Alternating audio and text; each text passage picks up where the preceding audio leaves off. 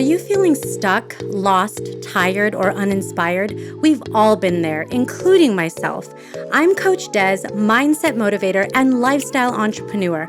I'm here to tell you that the best, unapologetic, and limitless version of yourself is yet to come. The Born Unbreakable podcast is here to inspire just that.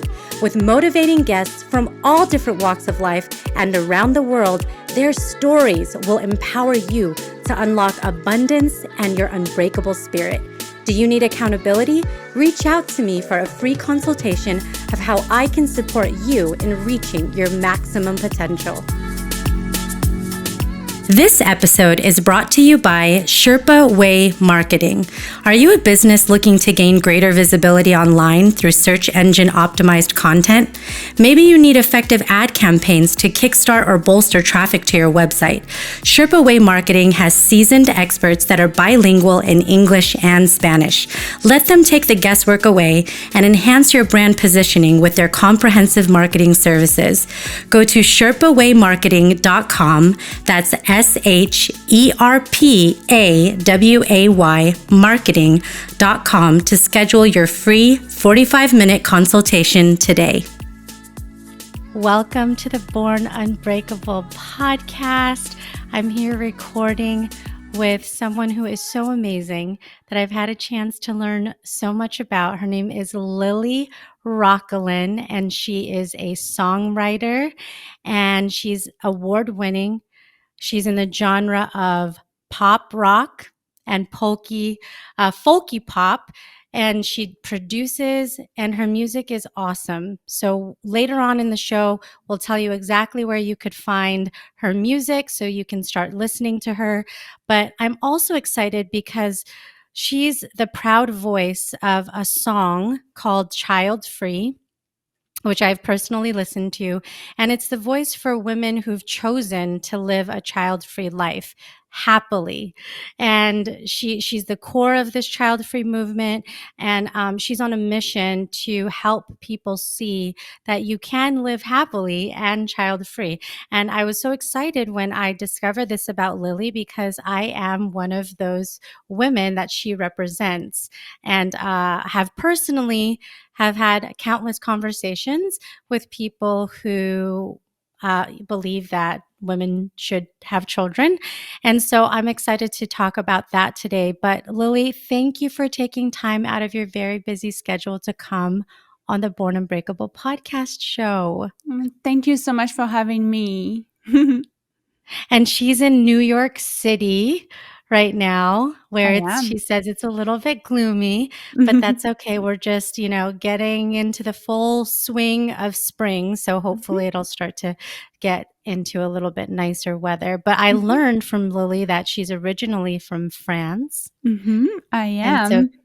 So came here 19 years ago. But LiLi, why don't you tell us a little bit about your background? How did you get into songwriting? Was it something that was in your DNA when you were a child?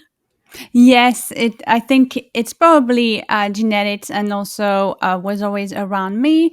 My family is very musical, and I had my first band when I was a young teenager, around 14, 15, like a little duo singing band and kind of pop stuff. And then I really learned about songwriting once I was in the US. I was already writing poems and lyrics, and I had written a little bit of songs in France, in English already, because I had a feel for the language, and I find it's a very flowing language. And so really once I was in the US, this is when I really got to develop my songwriting skills as being a part of a couple of rock bands. And then I really explored my own songwriting once I became a solo artist and I moved to New York now in 2007. So at first I was actually in Cleveland for a few years because I had some friends there, and so they welcomed me, and I had some bands over there. And then I moved to New York in 2007 already, and I'm still here, so it's going great. And became a solo artist, singer-songwriter once I moved here and picked up the piano, as I already knew a little bit of chords, and I took some piano lessons with a jazz pianist here in the city. And yeah, it's been really cool. Now I play the piano and I also play the ukulele. And yeah, it's been just really awesome. New York is really a really, really special place. And I love it. Radio City Music Hall. It's a very Broadway. There's so many musical dimensions of New York. Mhm. Uh, and you play the ukulele.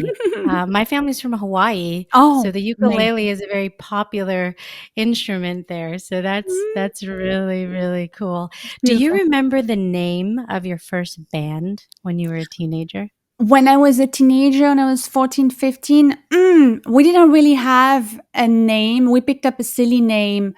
I think it was named Adders, something like that. It was like an insect name or something. Anyway, and then I had a couple of like cover bands in France, but really, the bands I really learned the most was here. In the US, the first one was called Fizzy Ladder. It sounds like, we Sounds like like a to drink. party. Is It's that a so funny. drink? Yeah, like we could have partnered with a beer brand back then. It's funny, and then a very serious and established band, kind of melodic alternative rock. Yeah. Name was Hate Dice Hard, and it was more heavier music and Mhm. very melodic hard rock, and yeah, and then a solo artist. That's awesome. What are your biggest musical influences? Oof. This is hard to pick. I think really the Beatles, because my father's a big fan, and I heard the Beatles songs so much, and then I studied them. Studied the compositions of them. Um, I think there was that, growing up, the Beatles and ABBA. Because my mom loved to listen to ABBA, and then I guess ABBA came back in fashion in the '90s. They were like trendy Mhm. again, and yeah, and then I think more recently, the pianist, I don't know if you heard of him. He's Italian and his name is Ludovico Einaudi, and it's contemporary piano.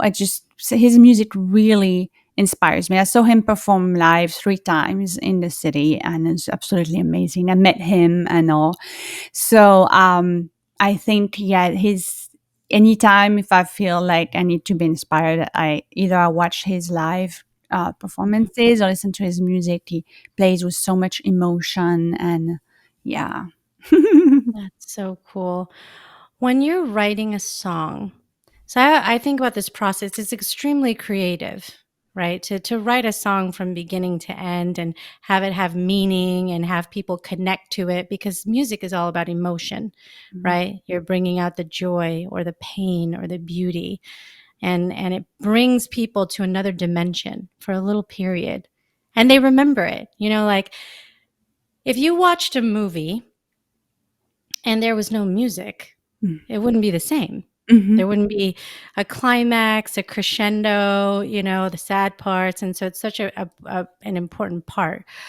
How do you decide what you're going to write about? And how long does it take you to go through that process? That's very interesting question. Nobody ever asked me about what how do I decide what I'm going to write about? They usually ask how you write. This is a great question. I like that. Um, I think, we get, as artists, we get moved by a lot of things around us. And we, I mean, at least for me, I don't feel that I want to or that I can write about everything that moves me. I find there are some things that I don't necessarily want to share. Or then, if I find that there is a topic that would really inspire somebody, or that would, change somebody's life, then this is when I decide I need to sing about this. People connect to that. People will feel inspired by this. So to me, the topic that I want to write about, it's usually based on that. Are Mhm. people going to feel connected to it? Is it going to have an effect on their lives, on how they think or how they feel? I like to be a little bit thought provoking sometimes, and yeah, I think this is really the most important. When I was more, younger or teenager, I did have songs about relationships, that sort of thing that is done a lot, right? And I still have a few here and there, but the topics of my lyrics is usually broader, you know. Um, yeah, I hope that answers to the question. No, it does. And does it vary how long it takes you? Are you in a zone sometimes and you could get a song in a day, or is this a process? Like this could take weeks to finish a song. Yeah, it depends. I think the deeper the topic, the more important that I find that the topic is. Um, the more I'm going to feel that I need to work hard on it and I need to make the lyric perfect. And then if it's a topic that's a little bit lighter about, uh, going on a vacation and like my son Getaway, I, that can take 15 minutes, the chords and the song. It's this light, you know, um, thing, to just help people feel kind of like they want to go away somewhere.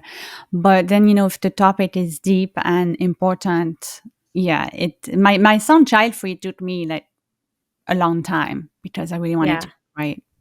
Yeah, that I'm so intrigued by.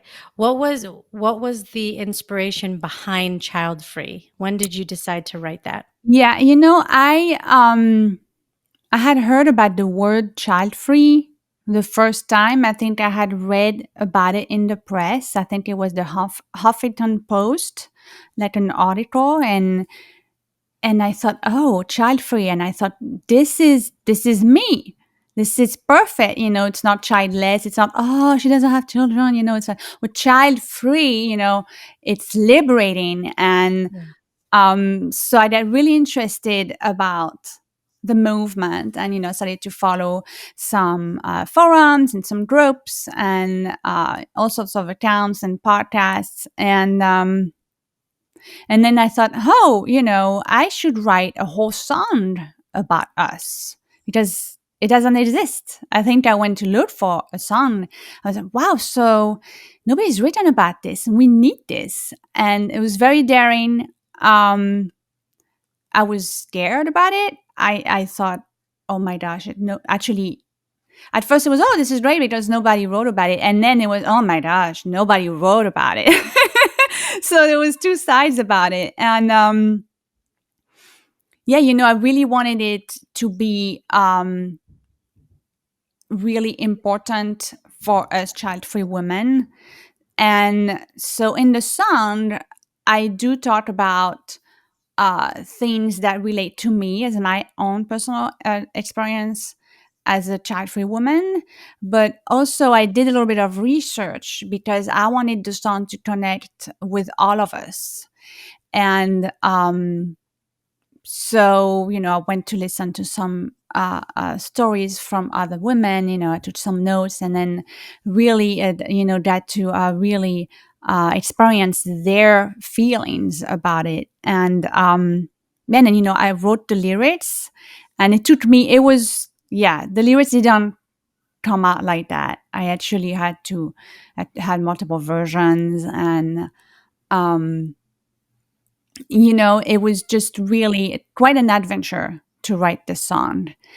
And I did have a lot of doubts. I was intimidated about being the first woman to put out a song. And then I thought, if I don't do this, who's going to do that? I'm not going to wait for somebody else to do that. And are they going to make it as good as I want to make it?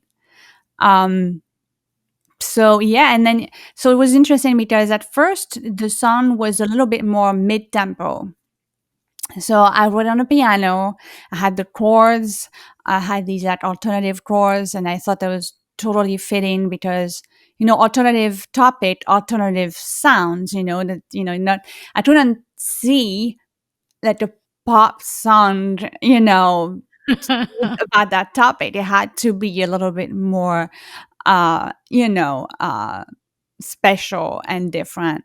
So yeah, it was a little bit more mid tempo, and so I had the guitarist, do the chords, and I told him what to do. And then I was, no, that's just not it. Like, it needs to be in your face. And so I increased the tempo significantly. And I was like, this is it. It's a happy song. It's about uh, us, and it's about me, saying we're happy. So, the composition took some time. And, there was about finding the right key, I want to sing it lower, higher. This is usually typical, but for something that has such a message, you want to really hit the right sound and how it's perceived. And then the production, I got I drove everybody crazy. I I really had, that idea of how I wanted the song to be. I wanted it to be indie pop, indie rock, and so I had multiple guitarists play on it, and then I picked, the parts that I liked the most. And then, all the other instruments were pretty easy once I had that. Um, but I really wanted it perfect. I think it was for me a way to make a gift for all of us child-free women. And I put a lot of pressure. I usually put a lot of pressure on myself. I mean, I've learned to not, put as much pressure on myself over the years, because I'm a little bit too much of a perfectionist and too hard on myself. But for this, I really wanted it to be the gift, for all of us women. So I really wanted it to be really, really good. I was like, I cannot put this song out thinking that there was something in it that just was not right. Mhm. So it took me from writing the lyrics until the release, it took almost a year. So Wow. yeah, so it was a whole process. At some point, so there was some procrastination at some point, because I had doubts, and at some point, and I thought, oh, am I really going to do that? Um, you know, and then, realized, since I follow other women, in a child-free groups, I realized how a lot of us suffer a lot from the criticism, and and I thought, oh my gosh, once they'll have the song, they just need to send the song to people that are annoying them. So, so that I need to finish the song, So, yeah, I finished it. And then, the mixing process, fortunately, I had a wonderful mix engineer that he's worked with Elton John, Sheryl Crow, Brian Schubel. He's out on the West Coast, and he's just so supportive of women, and he's just awesome. And we worked together, and I was just really picky, because I um I wanted the vocals in the mix to sit at a really specific level, so that when you listen to the song, or anybody listening to the song, whether they're child free or not, they would not um, have the lyrics in their face so much that somebody that's not child free would still be like, "Oh, this is a cool song. I like it," and then they'd be like, "Oh, what is she singing about?" But then the actual child free women, they'll know the title. They'll catch the lyrics right away, and so it was kind of strategic there, where the vocals were going to sit. Mhm. And so yeah, and then the mastering, I wanted it, to be like huge. And then once the song was released, I was, oh my gosh, it sounds so great. Did it always sound that good? I was so relieved. And yeah, so I'm glad you like it. Yes, and it worked. All of the things that you're talking about that you worked on behind the scenes emanated, because I did feel that happiness listening to it. And that does come from the tempo, because it sets a mood, There's songs that can be dark or sad, happy and vibrant, and that's definitely, what came across. And it does mean a lot, because I personally, with my podcast being called Born Unbreakable, and it really being an encouragement to anybody to live in their truth and who they are, regardless of what that may be. there's there's always aspects of who we are that other people don't agree with. Mhm. Mhm. And one of the biggest things that people look for is acceptance, Mhm. and they want to be heard. They want to be seen. We feel better walking in the world when we know other people see us Mhm. and we know that we're not alone.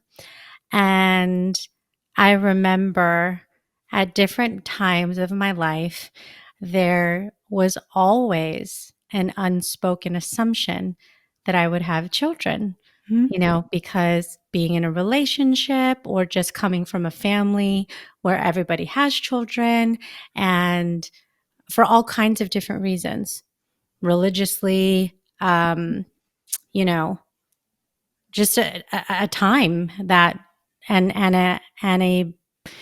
a belief that women are meant to procreate and they're meant to nurture. Mhm. And I always felt, and still do today, feel like I'm defending something. Mhm. Like I'm defending, like nobody really questions a mom Mhm. for why did you have children. Mhm. Most of the time, they're applauding that person for Mhm. saying, "Oh, you have children," and, it's almost like you get and there's a whole day for it, right? Like, Mother's Day is Mhm. coming up. We celebrate motherhood, so it's revered, Mhm. and, it's looked upon as doing something in society that is worthy of recognition, Mhm. and so when people the conversations that it sounds like for me are like, there's still time, you know, y- you will feel complete when you have children. You will learn a different kind of love Mhm. when you have children. I mean, there's always a caveat, almost as if until you do this, you won't be a complete person, and it's so disappointing and disheartening to me that I have to defend that I'm a whole person. And then there were times in my past I feel like I've gotten over them, although there's still moments here and there where you question it. Like, well, am I not normal? Am I not complete? Am I not whole? And so the work you're doing affects all of us who have gone through these experiences and go through them regularly every day. Yes. Yes. I connect with everything that you've said. Um, Me and I was lucky because in my close family, I didn't get the pressure from my close family because my mother always felt that um, if a woman wants a child, that's what she says, that she would feel it in her womb, but not every woman has to feel that. And so I was never conditioned with like, here's the baby doll, you need to take care of the baby doll. When I was a kid, I would just pick my own toys, and I had all sorts of toys. I had Barbie, I had Gem and the Holograms. That was my first singing That was inspiration. my I favorite. know, And I you go, love it. Showtime Synergy from Jerica. She was Jerica, and then she Yes, changed into a pop star with her yes. guitar and her That was band. awesome. It was that, and I had remote controlled cars and boats. So I had all sorts of things, and so I never had that pressure. And to me, it was only when I was about around 15 that I was hanging out with one of my girlfriends, and she asked, "Oh, and how many children you want to have when you grow up? You want a boy? You want a girl?" And it just happened to me. And it was just very candid, genuine, and an insight. And I said, "Oh, I'm not going to have kids." And I was 15 and I knew already. And I said, that's just not for me. And, and then some people might say, "Oh, you must have had childhood traumas. And that's why you said that." No, it was really as simple as I just knew and I felt that, if I didn't want children, I just could, you know. Yeah. It was just possible for me to not have children. Mm-hmm. You know, with contraception and reproductive rights, I just knew that that was possible. Right. And, that just always tells me, if people would just stop trying to condition little girls, how many of them would really want to have children because they really want to. I mean, there are women out there that do want to have children. And I'm not here to say don't have children to women that want to have children. And the sun is as well very oops, I think we got dark. Okay, I'm sorry, we're back. Somehow my screen got black. Um yeah, I think it's just really interesting how some mothers, when they hear the song, they think the song is against mothers, as the song is just to say that if we choose one, we're allowed and we have the rights to choose to not have children because we're not in 1800 and it's not Handmaid's Tales, right? Yes. And two, that we're happy and we chose to not have children and we are happy without children. Mm-hmm. And some mothers hear that, think, I don't know, maybe it's their issue with the fact that maybe they didn't want to have children, they still had children, that's their problem. But they hear that like if I was saying, we're happier than you. Like if I was Mm. singing, we don't have children and we're happier than you as you have children. This is not what it's about. Now, if they hear it that way, that is just not our business. If they Yes. feel they're not as happy as us, that's not what we're saying. Mm-mm. So, you know how society wants to polarize everything. Of course, and we can, that's the thing about it, is you can coexist with different belief systems. We've done it for centuries.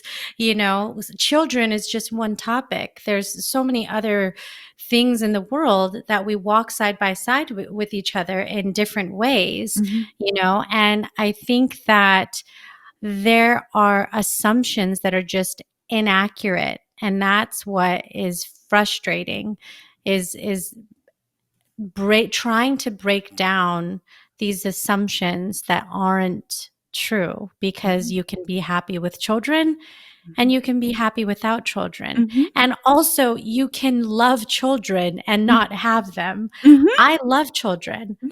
I have nieces. I have Mm-hmm. friends with kids.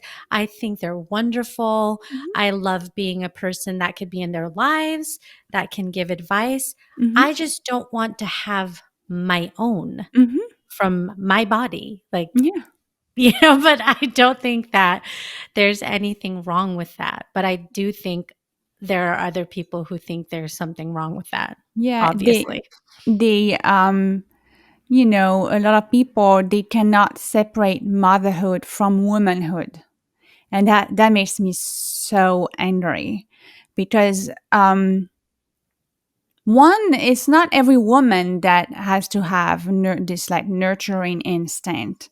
And then two, w- we can be nurturing, but it doesn't have to be towards babies and children. It can be nurturing of animals, of our art, music, art, painting. This is another way of creating.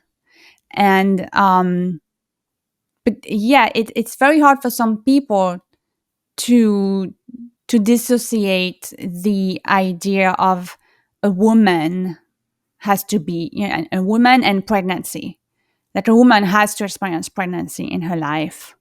Hmm. And it's it makes me angry because Yes.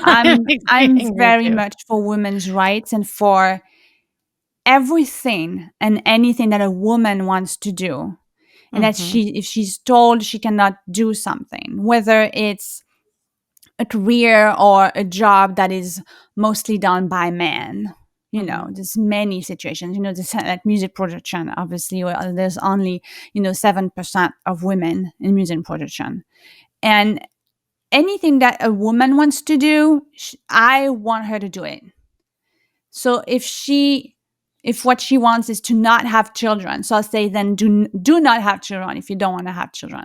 If she Mhm. really want to have kids, I'm like, you have kids, then so yeah, and people, it just shows how we're still these pawns in society, that women are still these objects Mhm. that Yeah. are here to, like, satisfy a man, or have that responsibility of procreating, and Mhm. and putting more humans on the planet. And it's pronatalism on in a world that is overpopulated. I mean, Yes, this and is. and so in my mind, I have all these arguments of how we're actually helping Mhm, society in so many ways, because on the other side of things, there's so much criticism about these women who are bringing children into the world that aren't prepared, mhm, that are, doing it in a way that isn't thoughtful, and don't have the means to take care of these children, and are creating challenges for our society, socially and economically, mhm, because then tax dollars are going to help, in these situations, that mhm, because parents are unprepared to care for these children. mhm, And honestly, I think there's been revolutionary things that have happened through the centuries and the decades that old thinking doesn't apply to modern day. So there was a time hundreds of years ago when women were put in a light of procreation. The mhm, purpose of sex mhm, was to have a baby. Today, that's not the case because of contraception, because of rights, and because of an ownership that we have over our body and what we want to do. You can both can exist.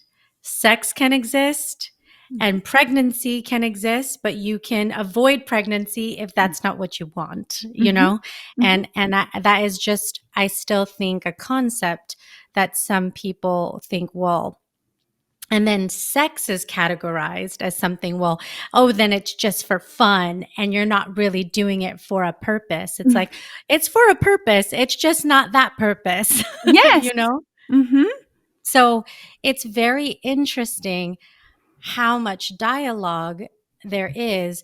But just like anything else, I think it's important to have the dialogue, because whether you agree or not, it's expanding your perspective. Where, if nothing else, I think people should have respect for the choices that other people make that are best for them, even if you don't feel that they're best for you. It's about respect to me, because yes. there's a lot of decisions that other people make that I don't agree with, but I still have respect for the things that they've chosen that they feel are best for them. Yes, exactly. And I also see two things where, how women are still seen and treated like, like we are not equal to men. So if a man says he's not going to have kids, so he might be a little bit criticized. Oh, he's just like, he may be a little bit criticized like this by his family. But then it would be just like, oh, he's just career minded, he just wants to focus on his career, and then they just leave him alone. But if a woman, when a woman says, I want to have kids and I want to focus on my career, then it's like, oh, she's just focused on her career, and it's immediately, something negative. And the And difference between the selfish. man and the woman here, that makes me angry too. So Mhm. there's that. And also, I think especially in the US, how extreme religious mindsets would still try to control a society, Mhm. and think that they can judge and criticize because a woman is not living like what is written in their book, and they don't get that it's their book, right, that their religious book, whatever it may be, whatever religion, to them, this is how the world should run. And this is very extreme thinking. Yeah, it's very extreme, and and that is why there are so many points where I personally felt rebellious, like I was going against so many things, because the way that I live and the belief system that I have is very different than what I was raised in, and so, but that was all of my, and I think everybody goes through this.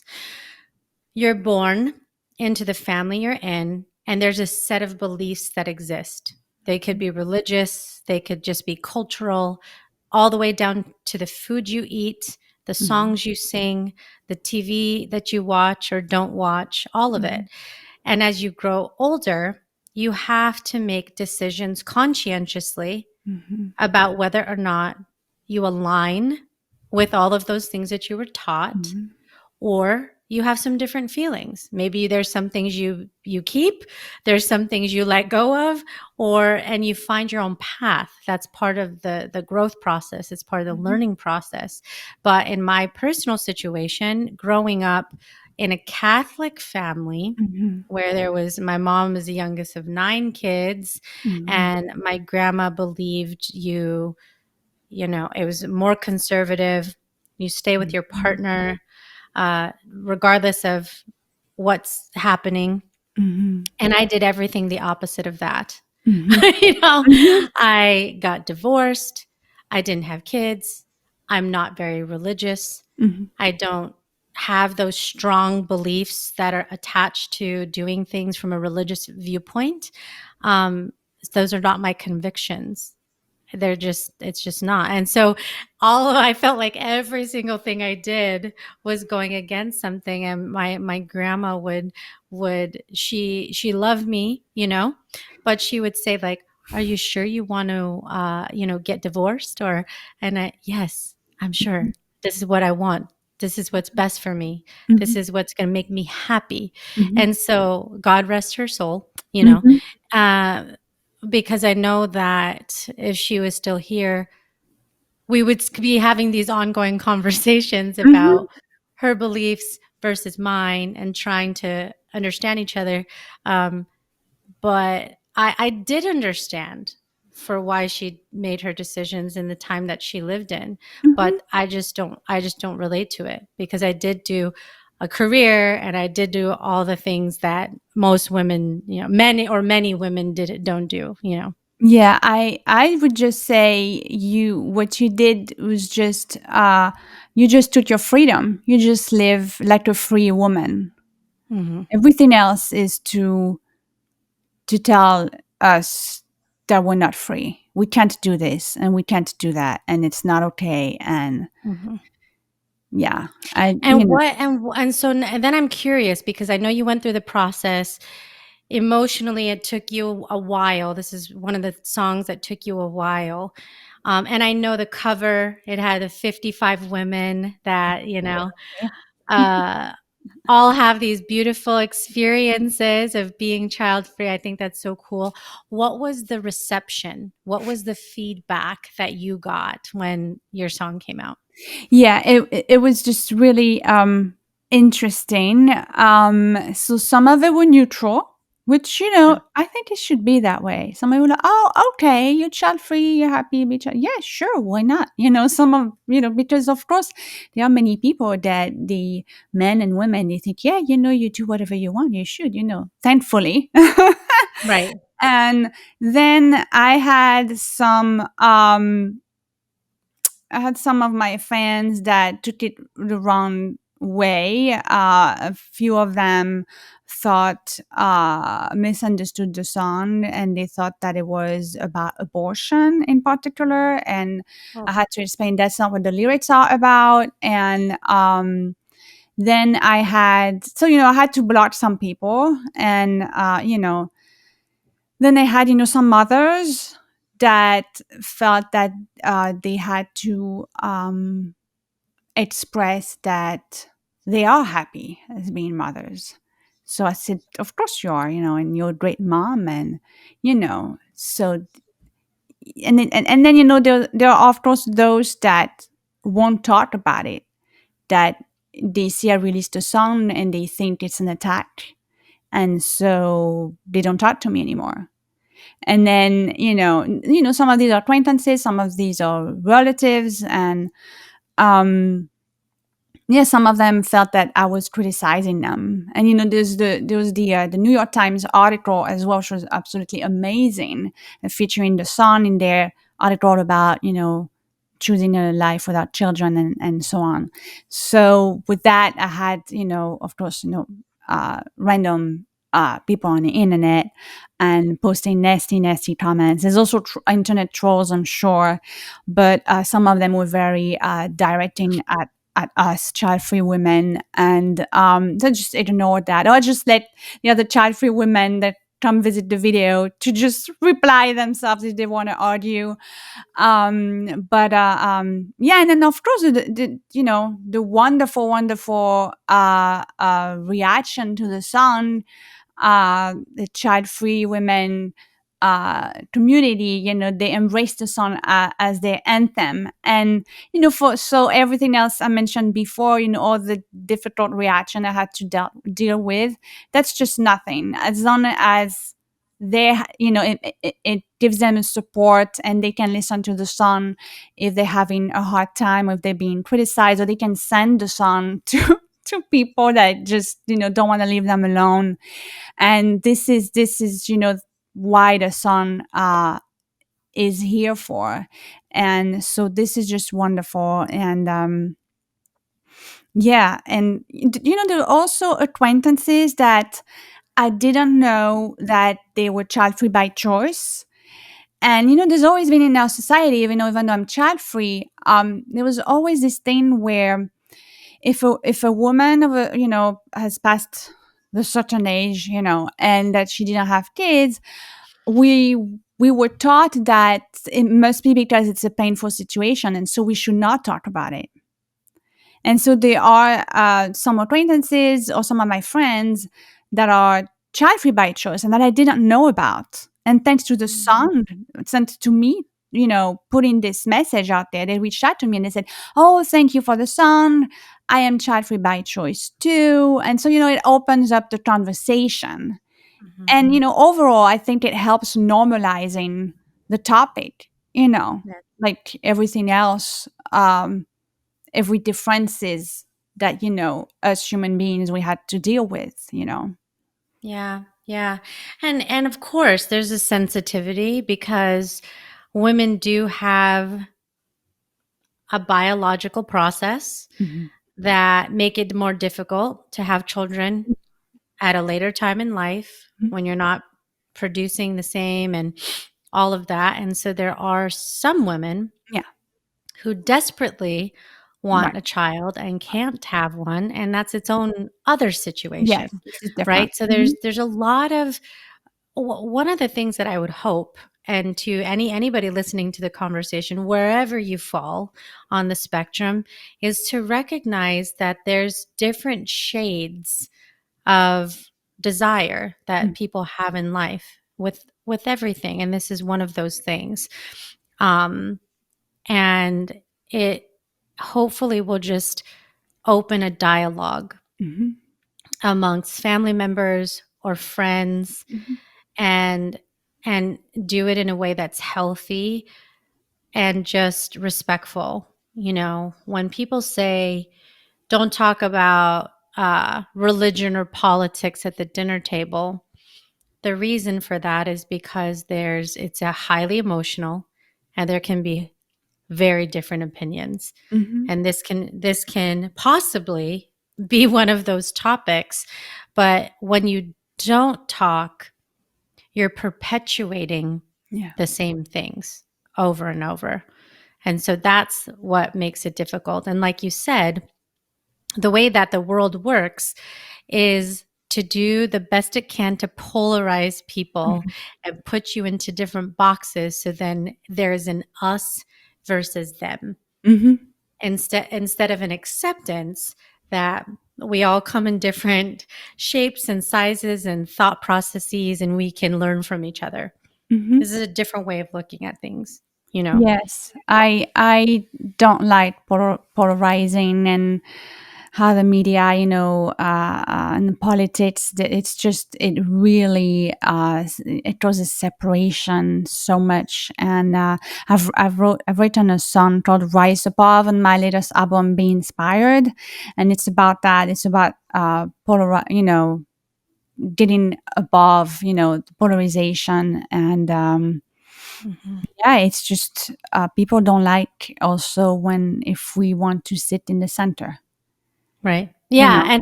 and when when you fill something out, you have to choose, right? If you fill out a survey or it says, are you a man or a woman or other? What religion are you? What race? What political affiliation do you have? How old are you? I mean, you have to decide so then you can fall in all the different boxes, Mhm. right?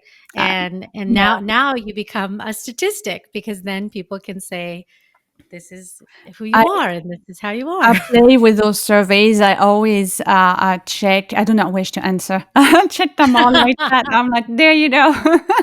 Yeah. Yeah, you do use that data, right? Mhm. But Lily, talk about your latest album. What Yes. is it about? And let Mhm. us know more about it. And then, of course, where we can find it.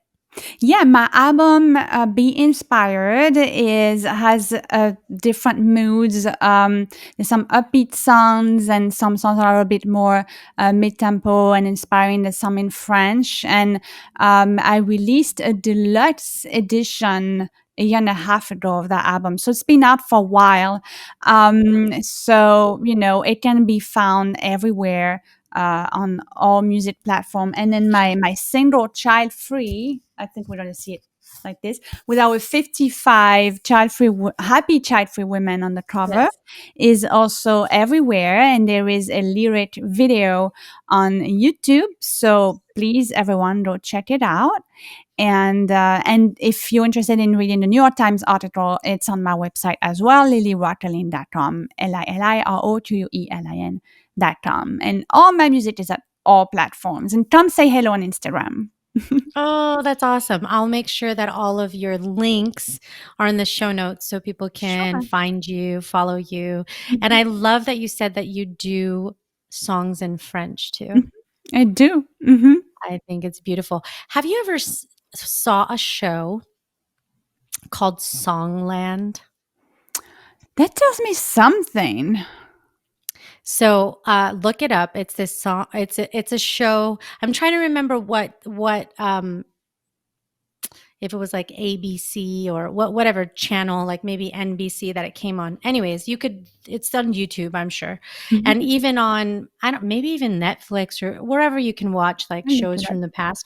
But it's a show where there's producers Mhm. um and there's usually 3 and they invite 4 songwriters to the show and they come and they play their original song that they wrote, often with music. They Mhm. might bring their own instruments. They sing the song, and it's a surprising because they all sing actually pretty good. Because sometimes in my head, I'm like, well, just because you could write a song doesn't necessarily mean you could sing good. But many people, they both do both. Like they write really well and they sing really well. Mhm. So they come and then they perform the song for an artist. Mm. So, it could be Megan Trainor or, It a sounds like famous fun. musical artist. And the artist has to decide which songwriter they want to work with. Mhm. But what they do is the 3 of them get chosen and each of them get paired with a producer so they can collaborate on uh, enhancing the song to the style of the Mhm. artist. Mhm. So maybe they want to make it more, like you said, maybe more up tempo. Mhm. Maybe there's some lyrics they want to change. Maybe the feeling of it, they want like a more potent example of like heartbreak or whatever it is. Mhm. Mhm. And then after they improve the song, then that's when the artist votes on which songwriter they'll Mhm. work with, and then that artist actually sings the song on puts it on one of their albums. And so that's really cool for the Yeah. songwriter because now they're, get to do a bigger collaboration.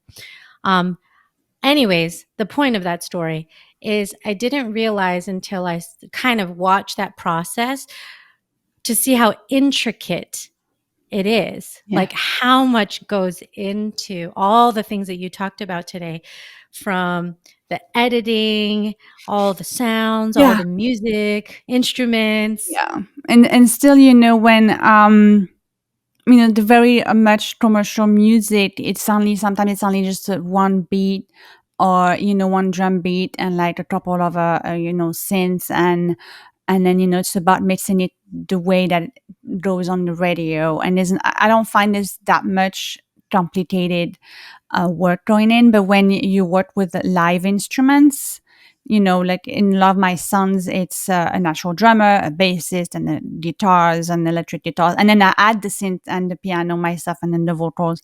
And this takes so much. And especially, when we do everything remotely, there's tuning that comes into place as a live, there's strings instruments. And it gets very, very tricky to get everything, and then still make it radio, that it broadcast quality, because there is a format right now that it needs to fit in.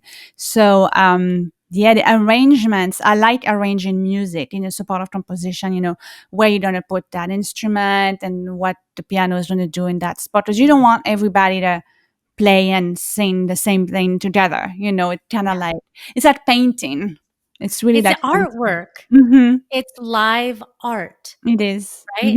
That's what's amazing, and it's music is just I can't even imagine life without music Hmm. because it's such a part of, who we are Yeah. and what we relate to. Mhm. But Lily, I wanna ask you a couple questions that will just help people to get to know you better. Mhm. And so, the first question that I have for you is, and it's related to the title of my show, which is what makes you feel unbreakable? Well, we just talked about it. I really think it's music. Um, because anytime, and I think everybody should connect to their art or something, their passion.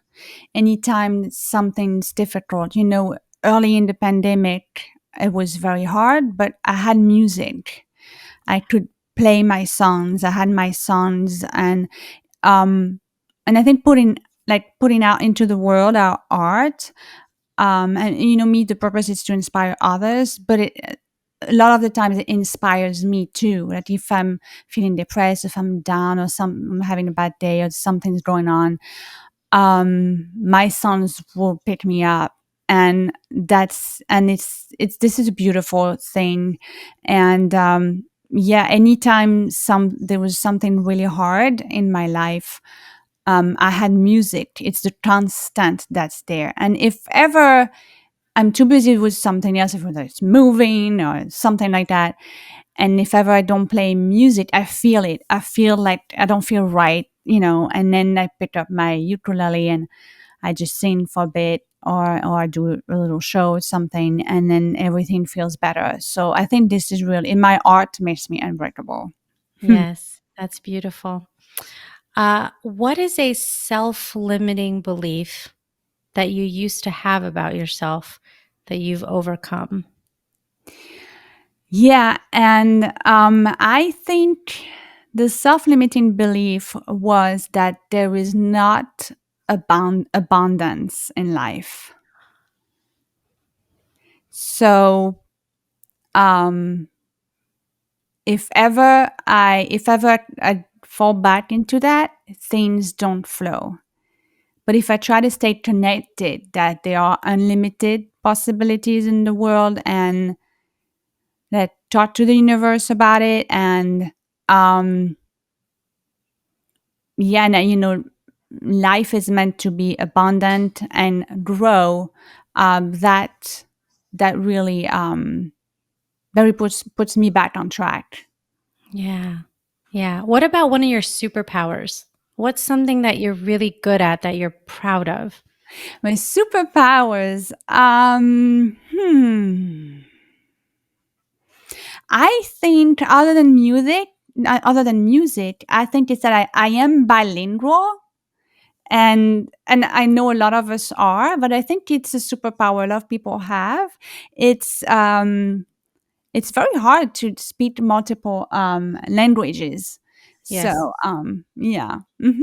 Yeah. I think a lot of people speak languages not very well.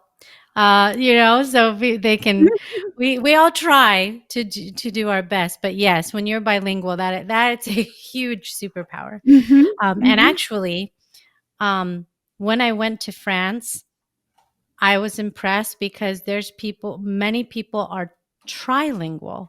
So they Yeah. actually speak English, French, and Spanish. Mhm. And I was like, wow, I feel very insufficient.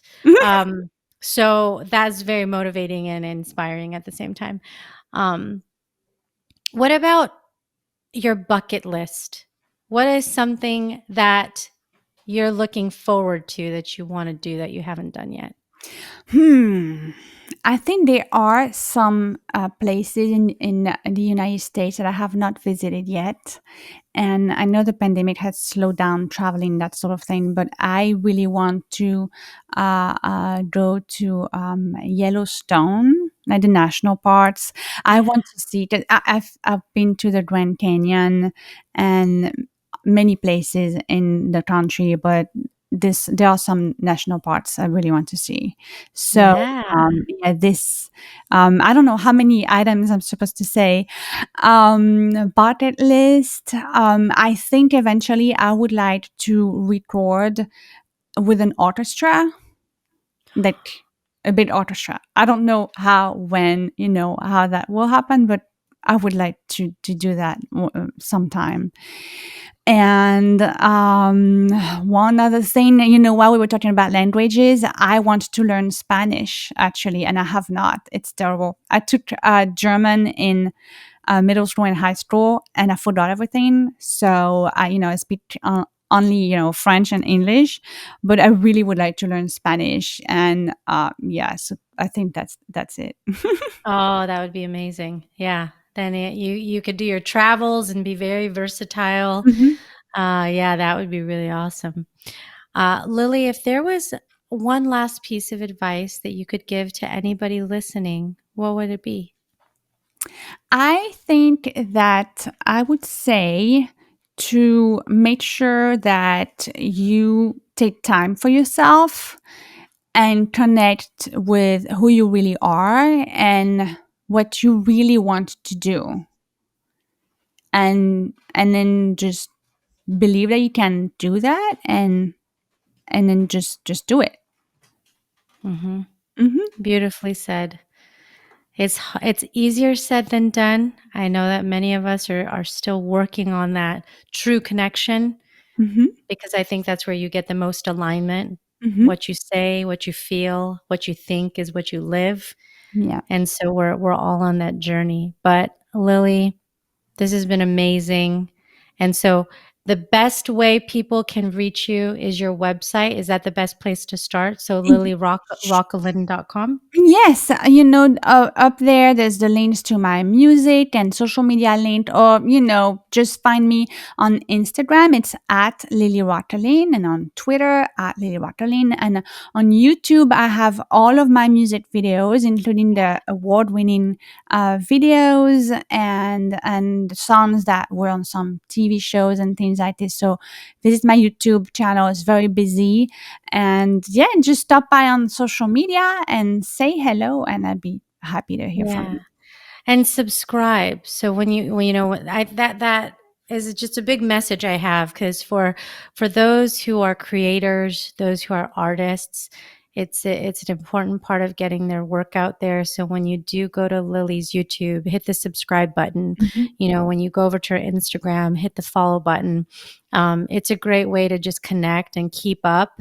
And that's the beauty today with especially with the art form of music Mhm. is that you can get it so rapidly through Yeah. these platforms, and it's a good way to keep up with things. But I appreciate you taking time. I know how busy you are, and uh, you know us going back and forth and trying to find the best time, and it's the weekend and everything. So I'm so grateful for this conversation. And I'm really especially grateful for the work that you've done on Childfree, because just like for me and hopefully many others that are listening, you're representing and holding a torch that's helping us to feel more confident in who we are.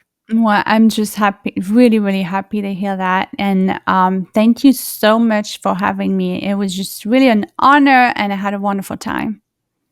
Awesome. It was so much fun to interview LiLi Roquelin. She's remarkable. I know that this episode was a little more personal for me. I shared more about myself than I typically would do in a podcast episode. And I was convicted because of the connection that I had to the topic. So that was a unique experience that you all had. I do share my thoughts, my opinions, my feelings. It is my show, but that was a little more. It was a little more. I had a lot of fun moments during that episode. One of the things I thought of, when I think of songwriting, I mentioned the show Songland, but I also often think of the movie Coyote Ugly, if you've ever seen that. I love that movie. In the movie, she is a songwriter, the main character, and she is all the time singing and writing, but she has stage fright, and she finally has this moment where she shares her music, and then Leanne Rhymes ends up singing her song, and it's so cool. Yeah. So anyways, go watch Coyote Ugly and listen to the song called Moonlight. Such a cool memory. But yes, the topic of being child-free. I hope you learned something new from that. And I hope that you have just at least expanded your perspective. Having children is such a beautiful thing. It is truly a blessing. I do believe that for those individuals who choose to do that. It is a gift. It's beautiful to be able to see the growth of a child and the excitement of parenthood, whether you are a mother or a father or, all kinds of different family situations. However, my ask of you would be to have a respect for those of us who have chosen not to bear our own children. Doesn't make us bad. It just makes us different. I would often look for people that were respected that didn't have children. So when I saw Ellen and I saw Oprah, I was like, ooh, people who are doing incredible things in the world, that have the biggest hearts, that are compassionate and caring and kind and connected, yet have not bared their own children. So there are examples of those individuals, and I can't think of two women who are any more confident and complete than them. So I feel that way about myself. I'm very proud of who I am. I am very confident in the choices that I've made. And I hope that for you listening, you feel the same way about you, regardless of what those are in whatever category: your sexuality, your beliefs, your religion, your political affiliation, all of those things. Be unapologetically you. It is when we celebrate one another's differences that we actually can come together in harmony and in unity, because it's in those differences that we expand our mind and learn a little bit more. So with that, remember that you are your only limit. Take action today subscribe or follow the Born Unbreakable podcast wherever you listen to podcasts. And if you enjoyed this episode, share it with somebody who might need to hear it. And hey, rate and review. Let Lily know the kind of impact that she had on you. See you again on the next episode of the show.